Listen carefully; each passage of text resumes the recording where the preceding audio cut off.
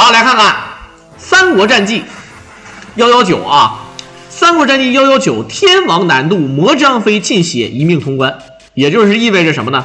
就是说全程啊，你看这个魔张飞是整个游戏当中血量最少的男人，没有之一啊，血量最少的男人，看起来长得跟白张飞一样虎背熊腰，但是被挨打2下就死得跟狗一样。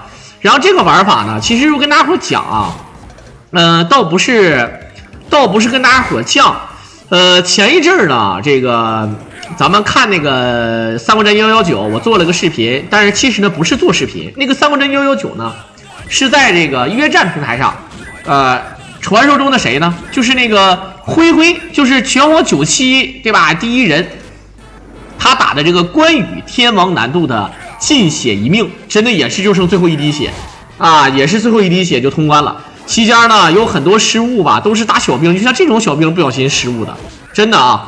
而这个他这个尽血一命呢，说白了啊，我个人感觉惊心动魄。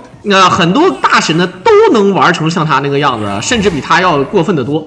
我甚至见过最狠的就是尽血尽地还能打出一命的啊！这个我实话实说啊，就是当然呢，对于新手来说啊，这个确实已经很难了啊。就是像灰灰打成灰灰那个样子，已经算得上是《三国战记》的这个一线啊，已经算是《三国战记》的一线。但是咱们这里面要有个误区啊。你们不要认为那个秒杀有多难，秒杀是难，但是秒杀跟这个正常的这个通关它不是一个路数，对吧？你们不要误会，秒杀是有套路的啊。但是秒杀虽然说难，但它是有套路的。而这个速通也是有速通的套路，摊分有摊分的套路。你找一个摊分的，你让他打秒杀，他可能不会玩；你找一个打秒杀的，他可能会打速通，会打秒杀，但他不会打摊分。像这种近玩法的，有些人也不会玩，有的人就特别依赖什么呢？他就特别依赖这种道具啊，依赖这种什么血量。如果说你像有的人玩那种尽血又尽地，操你玩吧，对吧？尽血尽地，你感觉你像灰灰就真玩不了了，真的。你给他诸葛亮，可能他寻思还能玩一玩，诸葛亮确实可以玩啊，但是其他人他就玩不了了。但是你像这里面，我跟大家伙讲一下关羽的尽血天王难度一命，未必就比这个魔张飞要难。我跟大家伙讲解一下啊，这个魔张飞呢是整个游戏当中血量最少的男人，没有之一啊，女人就只有一个嘛，咱就不说了啊。也就是说呢，你像那个夏侯渊砍他三刀画地为牢，他就死了啊，就是这个，咱就说这个意思啊，那我个人感觉呢，就是其实啊，魔张飞也好，还是关羽也好，咱们玩的是什么？咱们玩的是无伤。你们不要认为说，哎，尽血跟无伤的肯定是无伤牛逼啊！尽血玩好了就是无伤，对吧？你玩好了不就是无伤嘛啊？但是为什么说无伤比尽血要难啊？那你这没什么难不难的。你要知道无伤和尽血，咱们就是正儿八经的，就说白了，你要是没受伤，不就是无伤吗？对吧？那这么理解的话，跟大家伙讲一下啊，咱们这里面呢是受不了几次伤啊，然后无伤的话呢，你像这个诸葛亮是最好打的，然后其实我个人认为魔张飞也不难打啊，魔张飞也不难打，只是没有人挑战而已啊。魔张飞的无伤啊，因为这个在线挑战实在是太虐心了啊，总容易崩，容易炸。无伤跟尽血还不，尽血最起码有个2-3次机会啊，对吧？你前面玩的再好，一个不小心挨干一下，尤其是你在倒数第2关或者最后一关挨打了，你心态都崩了。你直接就崩了。这里面跟大家伙讲，关羽呢肯定是没有魔张飞厉害的啊，而且咱们这里还不进地，你不进地，魔张飞大哥能吃的饱也很多，比关羽吃的还多，对吧？然后再加上呢，这个关羽呢，其实他的拳脚炮啊，包括他的伤害，说实在的话，跟魔张飞也是没法比。虽然说关羽的爆气的前手啊什么的看起来很屌的样子，但是你要知道啊，咱们奔着无伤使劲儿，咱们尽量不挨打。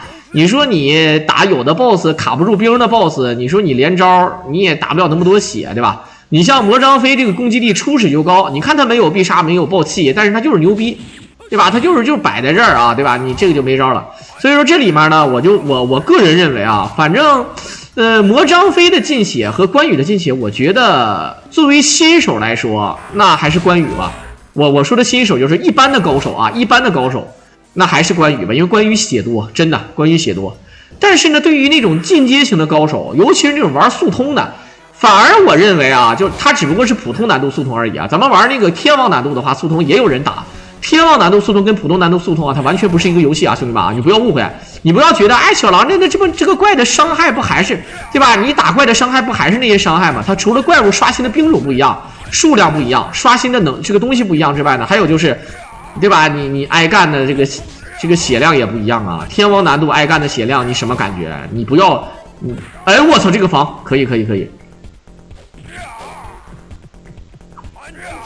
其实就是奔着无伤使劲啊。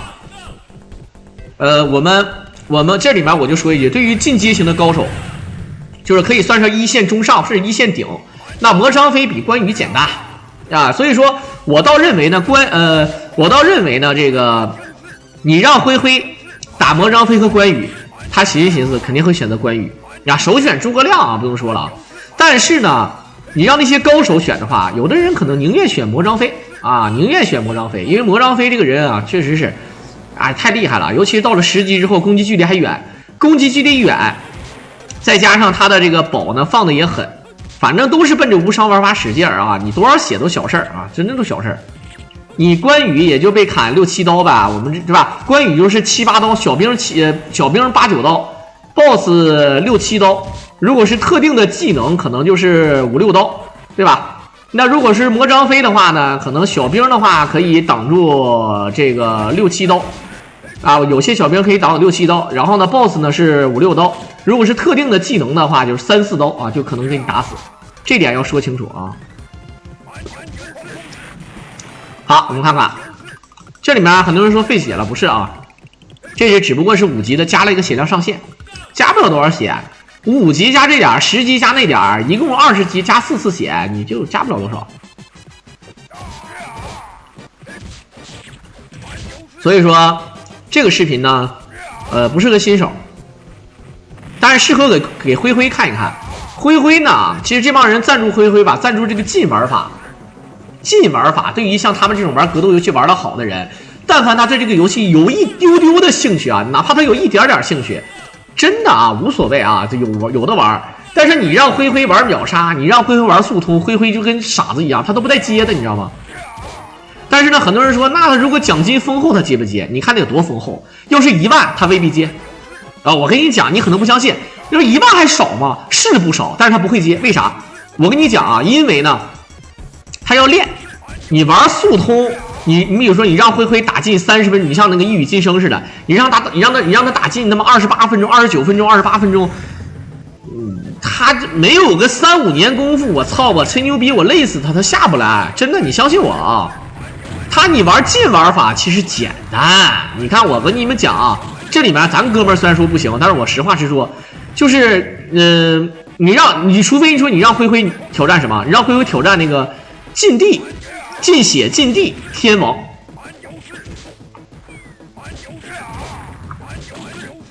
一命，这个就太难了，我估计他也不带接的啊，因为太难了，已经承受不了他可以理解的范畴了啊。不是踏死啊，好，卡住兵了，这是尾连啊。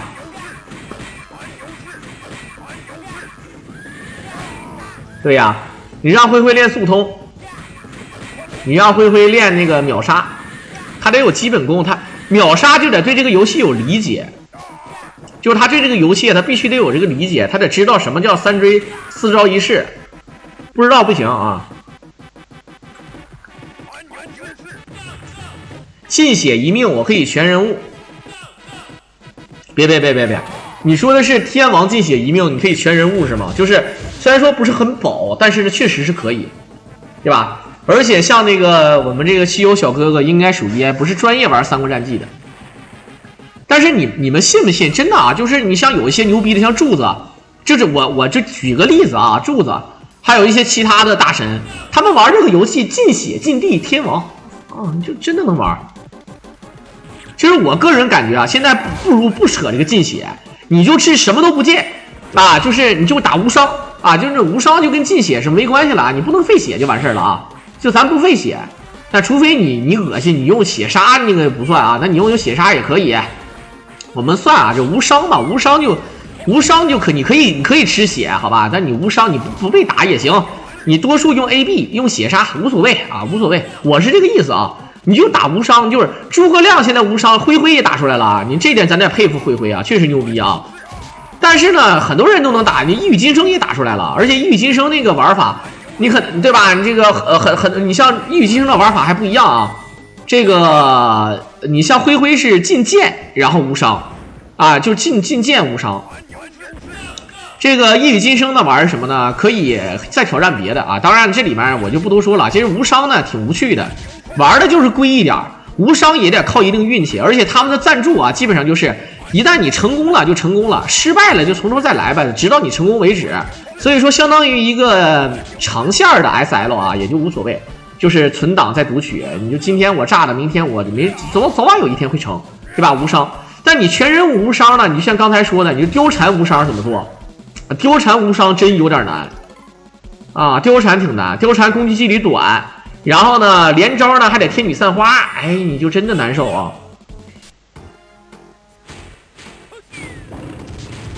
好。进地进血，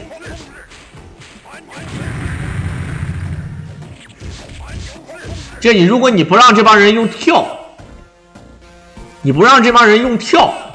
就不行，这一下就不一样了啊！想当年也办这个比赛啊，就一臂通关都不行，进跳，进必杀，很多人选白张飞啊，因为白张飞血厚啊，确实是啊，你进血，进地，进跳。进看宝啊，就是咱防都不能防啊！你给你个机会，连防都不行。那进跳连血杀也没有。那当然你大哥，你进血你就不用想了。进必杀，你想练个什么夜叉探海啊，也不让你用啊！你就说赖不赖啊？我操！你看不看见这个就是反应了？他放了一手黄石公，这个明显是这个升级或者有点什么事儿的时候落地要挨打，宁愿放个黄石公。你要知道啊，铁甲兵人砍你一刀那个血量啊，铁甲兵人砍你一刀那个血量可不是开玩笑的啊，相当于一个 BOSS 的正砍。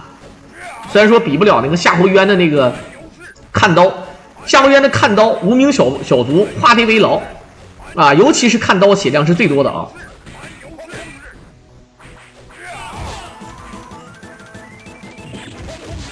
好，直接进投币得了不？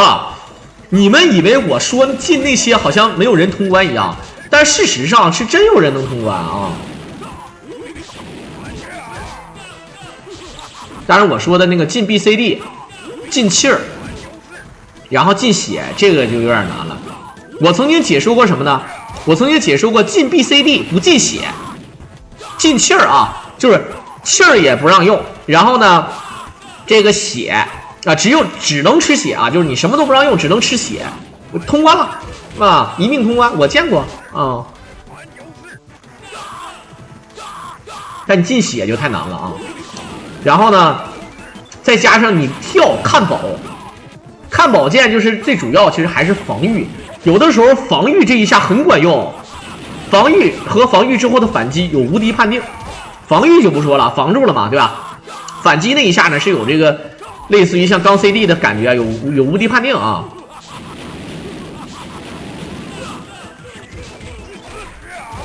好，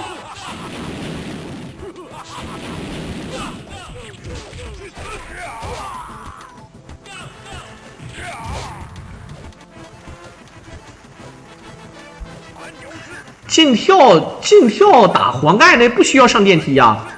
进跳的话，打黄盖那个地方只需要那个什么，只需要那个走金州城，然后打孟获，他不需要上电梯的呀。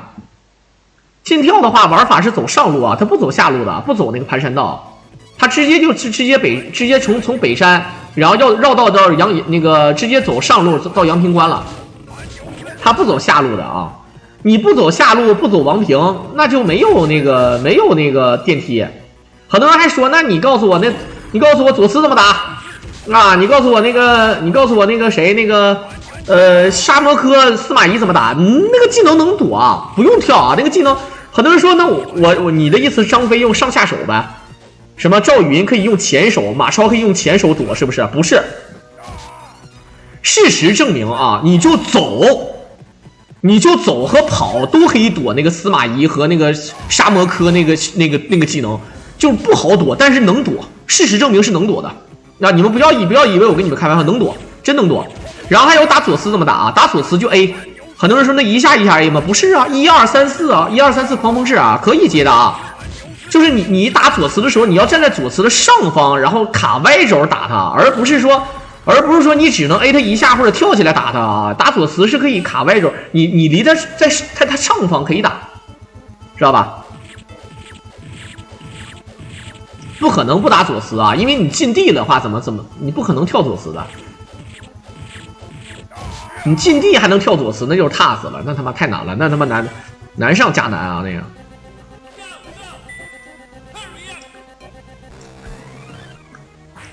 司马懿不跳，我告诉你怎么躲，就斜着走，真能躲啊！我也不知道为啥咱躲不了，他就能躲。那个司马懿和沙摩柯就是练全屏，你不跳，他不就地下一个炸吗？能躲，我操，服了！曹操可以拉平啊！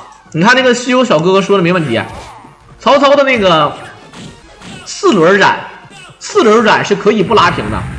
你要是6合斩，你要拉屏幕打。你拉屏幕，首先他就不会练那个必杀。好，他就算练那个必杀了，你从屏幕最左边拉到最右边，他那个一个捞一个上挑，这2下打不着你。他不是全屏的，曹操那个必杀他不是全屏的啊。曹操那个必杀他是啥呢？他是召唤出影分身，然后砍一个左右半圈的2刀，看起来像全屏的，其实不是啊。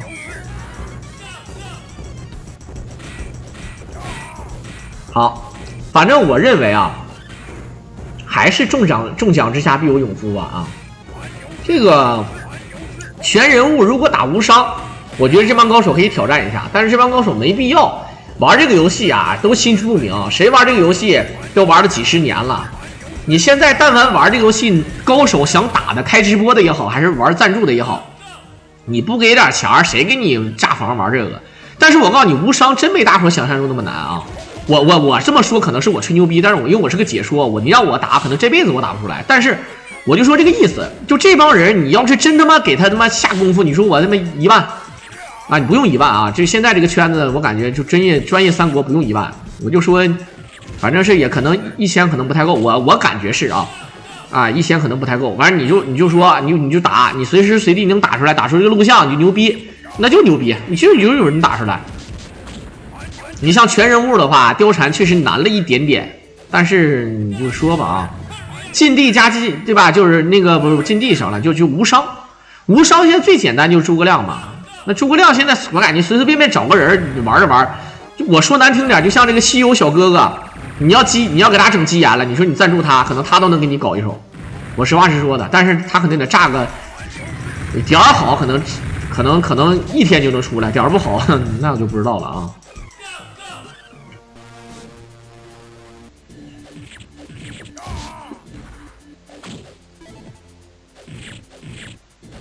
陆逊跳上平台那里怎么跳上去？你不跳到平台上，你们都是被思想禁锢掉了啊！你们让说破他那个八卦阵，你快速打过去就行，快速跳过去就行。小兵刚刷出来你就整死，连那个沙摩柯都不用打，小兵刚刷出来就整死，刚刷出来就整死，没毛病啊！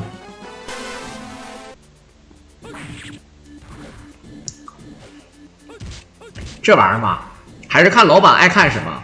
想当年2000是什么游戏？拳皇2000是什么游戏？我谁他妈知道？我告诉你，现在这一个个的说我爱好2000，是因为这个游戏确实好玩。但凡说这句话的人，他内心都是，如果不是老板安排比赛，我他妈才不玩呢。实话实说，就包括97也是，现在都变味儿了啊。以前没有什么比赛，也没有什么赞助。那个时候说白了玩就是为了技术，也是为了情怀。现在2000想当年现在要不是说楼皇玩，韩国人那帮还玩，现在就是因为韩国人玩的太厉害了，就是我的意思是之前太厉害了，有一种这个民族的这个荣辱心，勾起了这种，哎，你不厉害吗？我就看看我们国家如果要是中奖之下，能不能有人比他厉害？哎呀，这一下这天王难度，我操他妈多少血啊！这中了一个梦幽的大招啊，兄弟们，这个不应该啊，兄弟们，这真不应该。而且你看，本身卡兵卡的好好的。这一下说句实话啊，正常可以炸房的，但是他继续下去了啊。你看，虽然说他升到10级了，加了一点血量上限不假啊，就看起来像费了血一样，但是你他妈这一下血也太多了啊！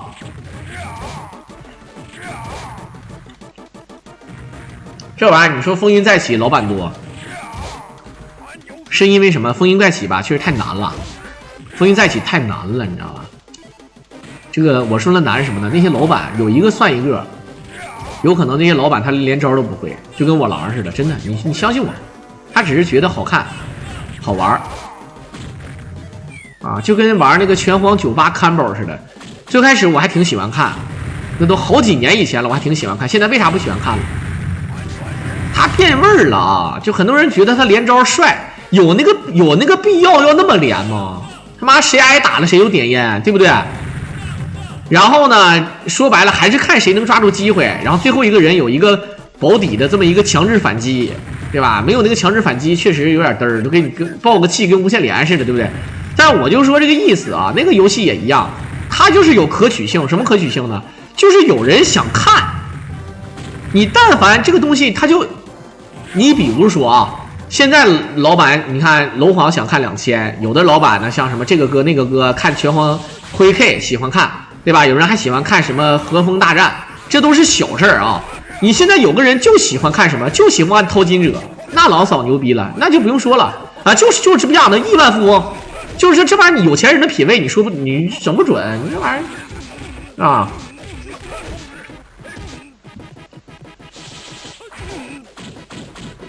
反正你们知道就好，就包括有一些冷门游戏，你像曾经我解说澄海3C， 想当年15年、16年的时候，直播刚刚兴起的1-2年的时候，澄海3C有东西啊，当时的什么孤浪、卡，晨曦这帮人，对吧？老一辈的我就不说，因为我是当时是早期圈子的那个解说，我也算挺火的。你不要以为我光解说拳皇，以前啊，我解说那个虽然说比不了小智啊，比不了那个丫。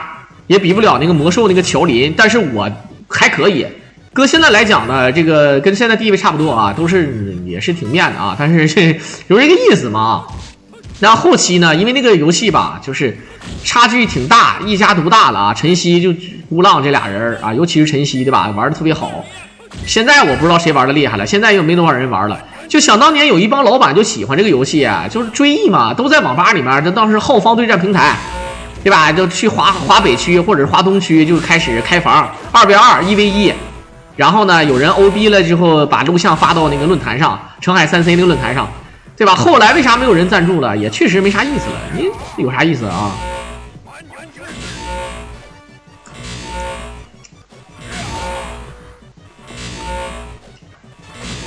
好，现在张辽。这老板看东西确实品味不一样。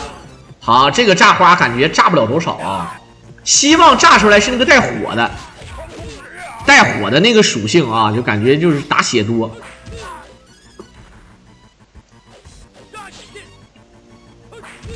现在那个澄海的第一人是谁我不知道了，想当年都是玩 5.45， 对吧？现在估计再玩的人也是玩 5.45 吧。5.45 3v3 玩549，后来3v3 玩5.56，但是最经典的 1v1 2v2 还是玩5.45的，对不对？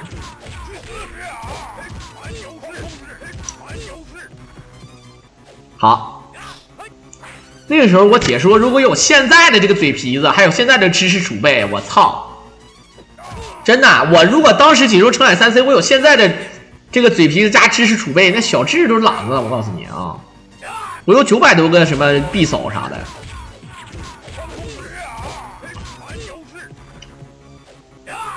好，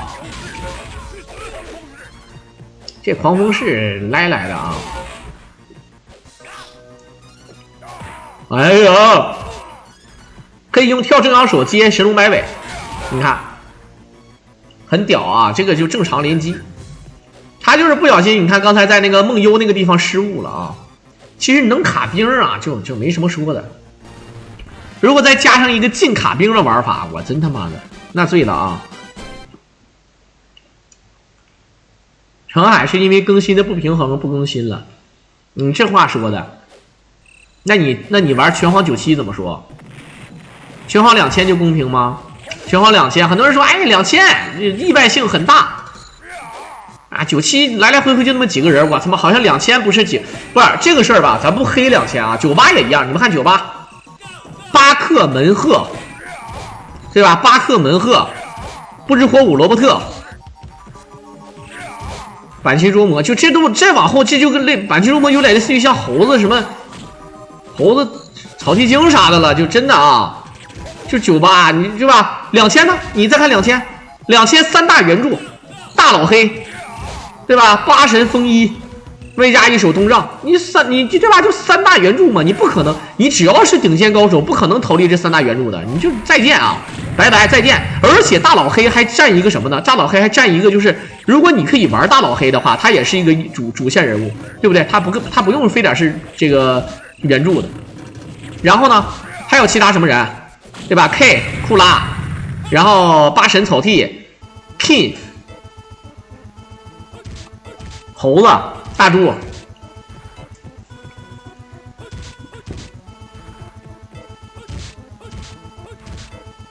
这大概就这个意思啊。而且呢，你要知道啊，那个游戏是4个人啊，那个游戏你可以选4个人，所以说它又跟97不一样，它多1个、2个、3个、5个还很正常啊。哈希，哈希和全勋还好，这都是特殊人物啊。那97也有啊，97也有选猴子、选龙二的，对吧？也有选97猴子、龙二、草剃。特瑞现在少，但是红丸有啊，红丸算不算？那97有选红丸当主力的呀，对吧？你像包王偶尔还上，没办法，他打不过八神，他首发红丸打八神，对不对？那包王还上包子呢，那臭臭还上东丈呢，你不能这么算啊，那不是所有人都玩的。你像那三大原著，那逃不了，你再怎么地你也逃不了三大原著，就跟拳皇你好像逃不了什么似的，拳皇你逃不了八神。你现在就包王这个逼样，他都得玩八神。你说包王他要不玩八神，他是玩不过我的，对吧？就那种感觉。包王就只有包王不玩八神，结果包王还得玩八神，你算吗？剩下的黄老板、臭臭、妖鼠就是老妖，这帮人他不用八神，他就真的一线都打不了，一线都上不去，好吧？你是不是第6个现在的一线打不死他们啊？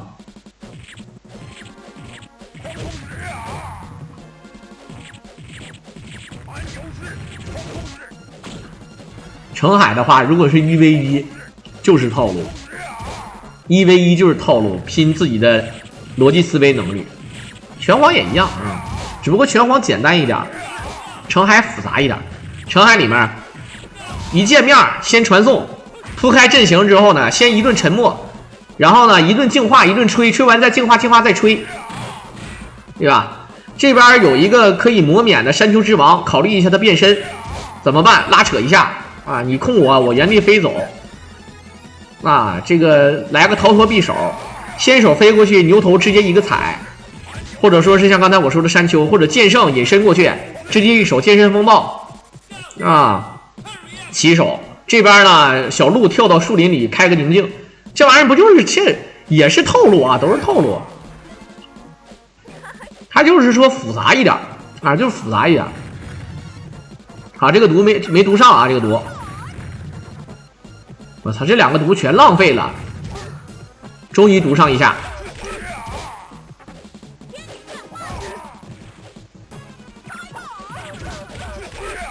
澄海偷家战术，我们管那个叫丢针战术。怎么偷家呢？对吧？就都甚至不用巫妖，我跟你说，偷家用巫妖的都 low。偷家是什么？剑圣加火法。如果你牛逼，再出一手巫妖啊，剑圣加火法加巫妖，来吧，老弟啊，直接偷家啊！真的，真的，先把机枪下了啊，子早就下了啊，你不甚至顶着机枪顶着子，我操，直接一手火法加剑圣加巫妖，你就干，没毛病的啊。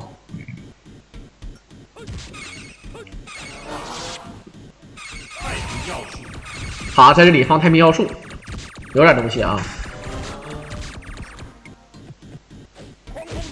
用狂风式打吗？他不敢跳啊，这个魔张飞跳的特别矮。用狂风式打可以啊，很聪明啊，我以为他啊。大花你们为啥叫大花啊？他的30技能就是一个花，就叫大花吗？啊？还是说你们也玩什么梗？因为我不知道啊。魔兽世界我很少玩，有人拉我玩，我就刚新手村那种感觉，我就玩了，我就不想玩了，感觉提不起兴趣啊。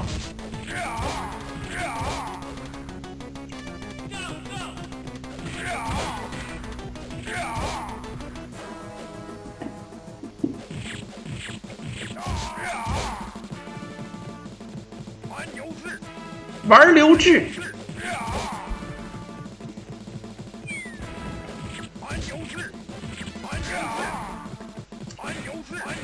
我操，有危险啊！澄海巫妖就是叫大花，为什么叫大花？我不知道啊。我小的时候也叫巫妖啊。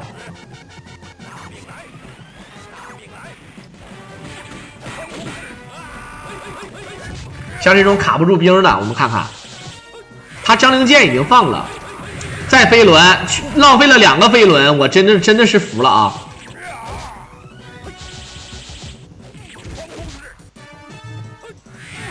啊，飞轮，跳正鳌手接，魔张飞伤害虽然说高，但是想打这个是真难，想打这个吕蒙是真难。1、2、3。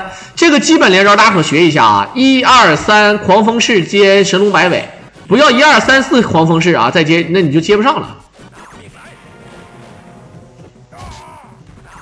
小黑当然赖了啊，小黑确实猛。那时候有首发，像我当时有一个师傅啊，首发守望者，直接偷15洞，把15洞偷了之后。然后去偷你家英雄啊！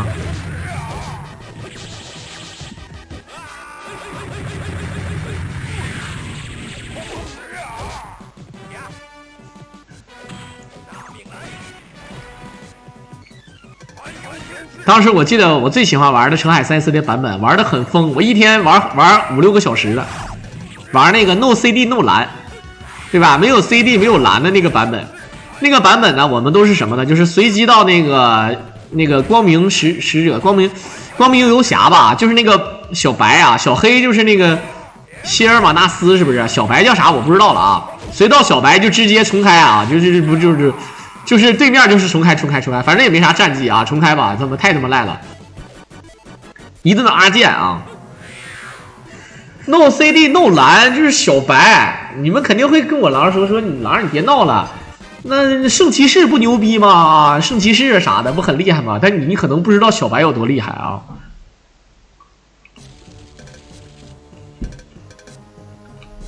就是当你知道那个阿剑可以无限放的时候，就是你就谁也白扯，圣骑士都白扯，好吧？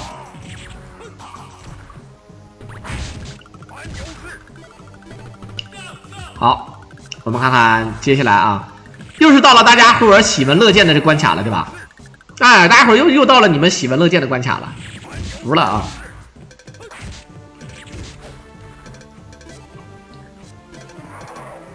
好，蒙古包，这是中军帐啊。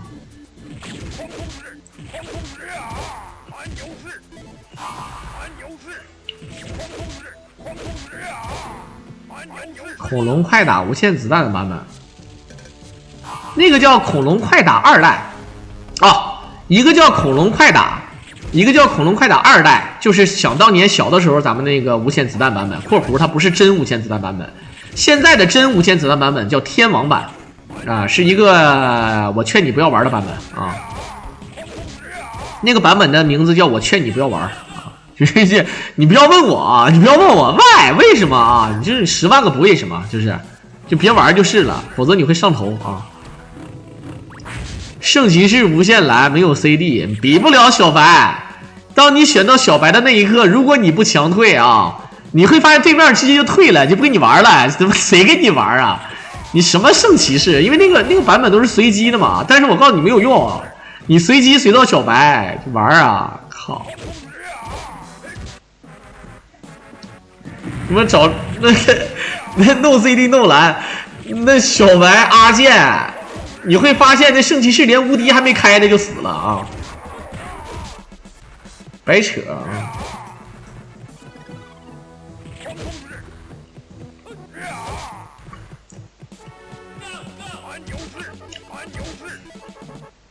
就是他变态到什么情况呢？就你们开着无敌过来吗？开着无敌过来，我就一顿阿剑。然后呢，你这个无敌消失，你就一直在点那个键子啊，就你刚消失，准备再放无敌的一瞬间你就死了啊。当然，那个建筑物秒没那是更赖的啊，就上来就把你家拆了啊，上来就拆你家，你还想玩呢？你连10级都到不了，你就嗝屁了啊！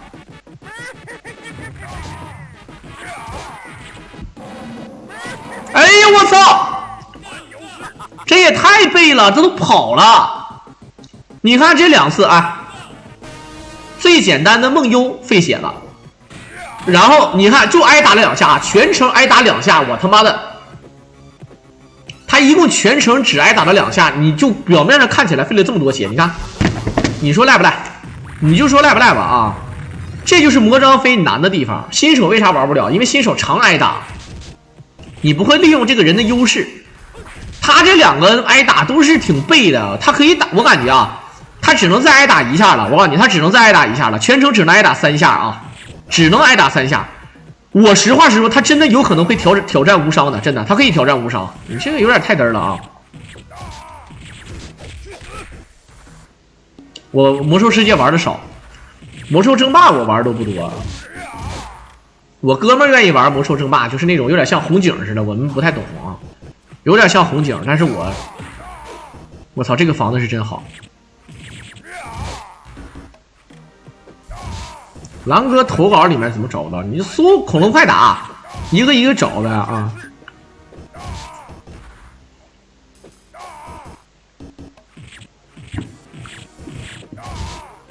不打吕布，打不出来，不好打啊。能打出来，我的意思是不好打。别鸡巴费血了，你再费血就死了，就无伤了啊。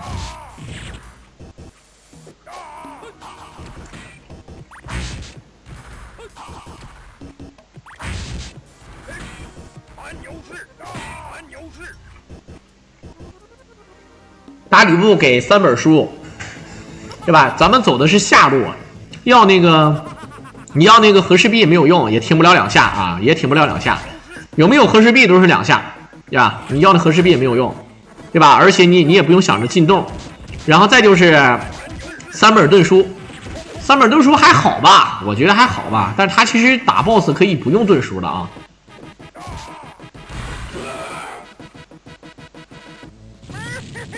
好啊，要跳了。他灰灰的玩法是不跳，他的玩法好像是要跳。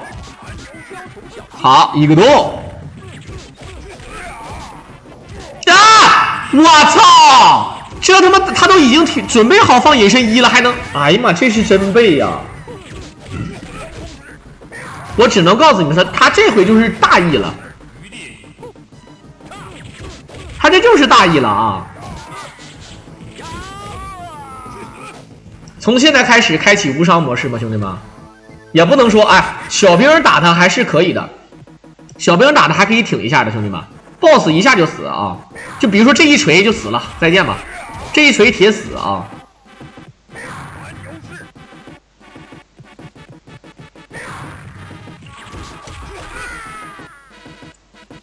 下小的们看招！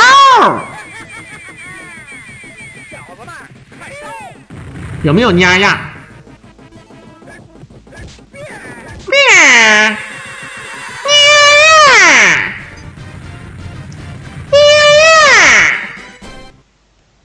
好啊，刚才我们诸葛两手坠卡啊，没看到。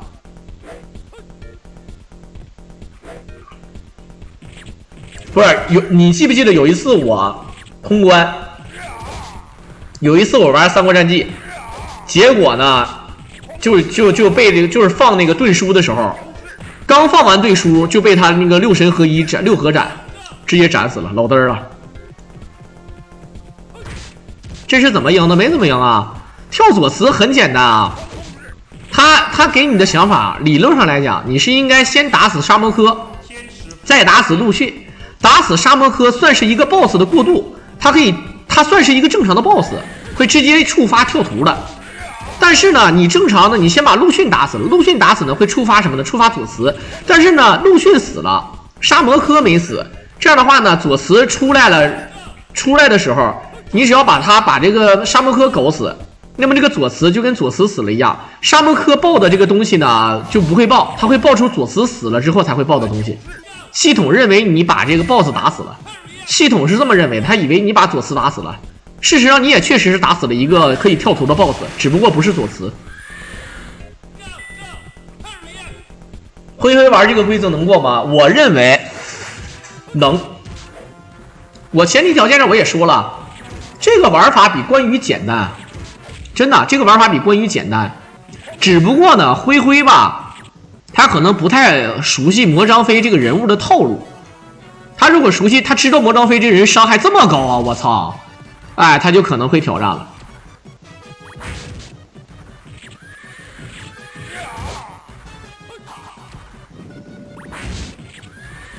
我认为灰灰是能过的。灰灰玩那个关羽一次就过了，你要知道他一次就过了啊，那是真厉害。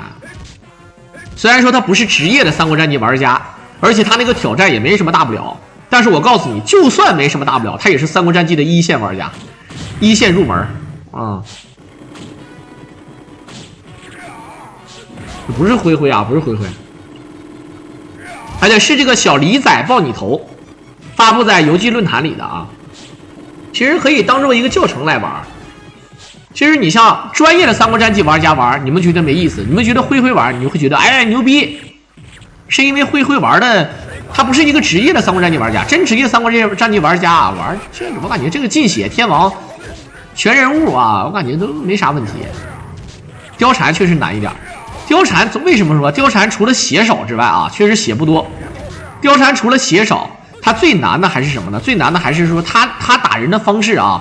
如果想要连 BOSS 下血，这天女散花少不了。但是你天女散花是天女散花也好，还是说那个上下手也好啊，就总容易飞到天上去。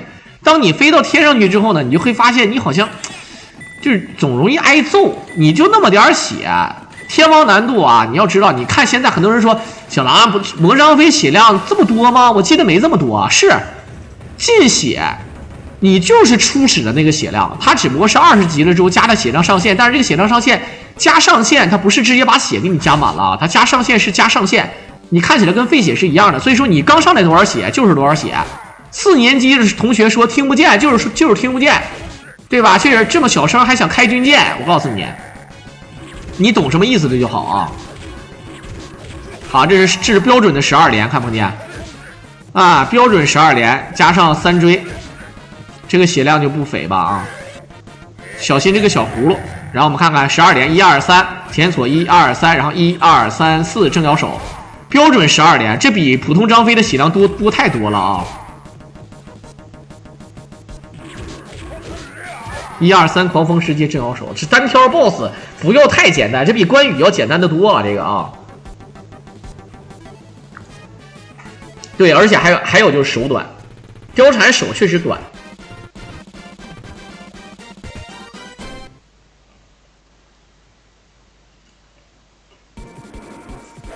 好，最后一关。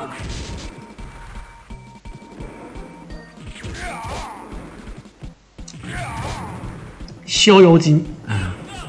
好的，直接走雷道了。这个又跟那个灰灰的玩法吧，灰灰是不走雷道的，灰灰不走雷道的。其实走雷道啊，你看走雷道是要打什么呢？是要打貂蝉，还要进那个雷神锤那个屋，对吧？然后你打雷道的话呢，虽然说可以跳马，可以跳魏延，但是呢，对吧？但是这底下这个图未知因素很多，这底下这个图啊，这底下这个图兵还不一样，你整不好容易挨打。不一定的啊，走雷道没难点了，后面那你司马懿可以卡兵，然后那个曹操你懂的，随便干啊，曹操一个懒闲子啊。走雷道是什么？你没走过的人觉得很难，走过的人就觉得懒闲子啊，也没有什么特殊的 BOSS。你像魏延难点在哪？魏延难点就在于，你必须得放他跑，你不放他跑，你卡不住兵，你就得那个放那个黄石公。如果你没有黄石公，前面放了黄石公了，那就嘚了啊。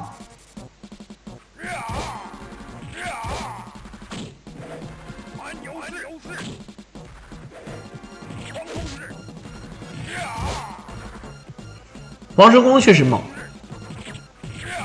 当然，实话实说啊，你说那帮禁地禁血又禁地的怎么说？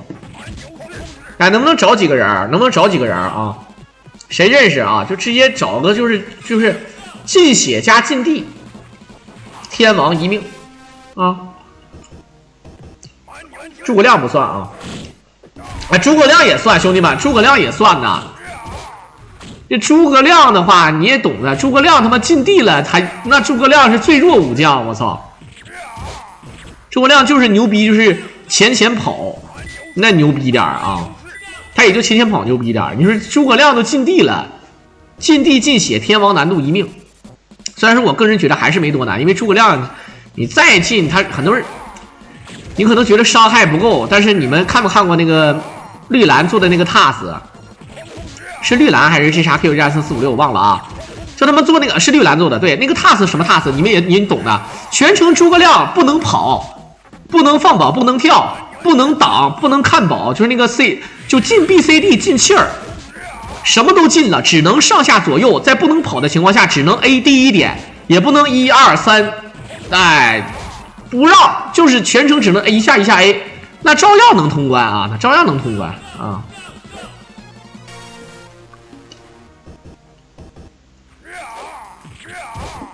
好，这里面有张灵剑吧啊。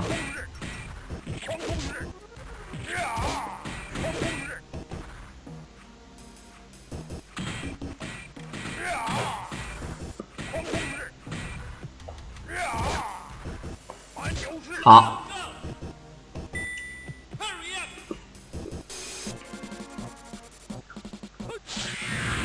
不给钱没人打，怪累的。这东西吧，还是得看。我狼是面骗啊！如果有一天我狼就是有钱，哎，有钱是次要的啊，就是有流量。我狼是大主播，好吧？你想，你对吧？你可以在我这出名啊，对不对？我对吧？相当于在我这打广告的呢，对不对？这个，你们不要以为我操，我好像自拔自己的这个，我确实不是什么特别牛逼的主播啊，这点咱实话实说。但是我说这个意思，对吧？如果说你在我这儿上了电视，哎呦，狼这个人玩的好厉害呀，可以那么打吗？那我说你看，这个相当于广告啊，他给我发这个视频只不过是什么，对吧？你们要想看更极限的，你们可以对吧？掏钱啊，对吧？这一下子不就打开销路了吗？啊，良性循环啊！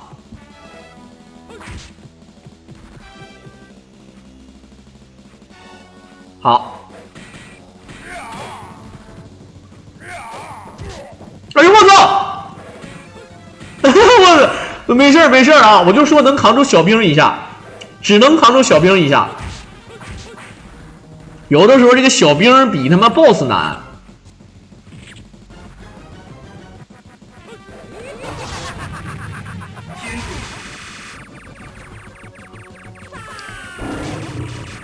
那个抖音是我从头条上同步过去的啊，不太懂。啊，直接鱼鳞一。飒到底是啥意思？是那个球山那个飒，是那个吗？啊，直接太清丹经变成小熊猫，然后2点，小猪。哎呦哇，这太张太猛了！哎，虽然说无所谓啊，是打，因为你打曹操也不需要了，但是我就说这个意思啊，正常可以打2点，这明显张飞还是面啊，一点感觉没有智力一样。你要知道诸葛亮人称小张飞呀，你知道吗？啊，想当年这个刘备打那个对吧？打西川、打汉中的张飞才是传说中的第1员悍将啊，那功劳是最大，功劳簿上最大的就是张飞，我告诉你。啊，直接放隐身1啊，这就感觉毫无牌面啊！这个，你看，诸葛人称小张飞，然后张飞人称小曹操，你看啊，你看这个张飞长这个逼样，跟曹操2个人在一块儿，你觉得哪个更像张飞一点？真事儿啊！我操，你给张飞变成兔子了啊，小曹操，你个小曹操啊！其实他不用放隐身1的，我不知道大家伙能不能理解啊？他已经觉得稳了，啊，就随便玩了。其实正常可以不放隐身1，怎么打都行。也就是说他还有缓儿，他真的可以挑战无伤的，这4下都无所谓啊，我觉得真无所谓。好，那可以看到啊，来自于张飞52分钟就通关了，这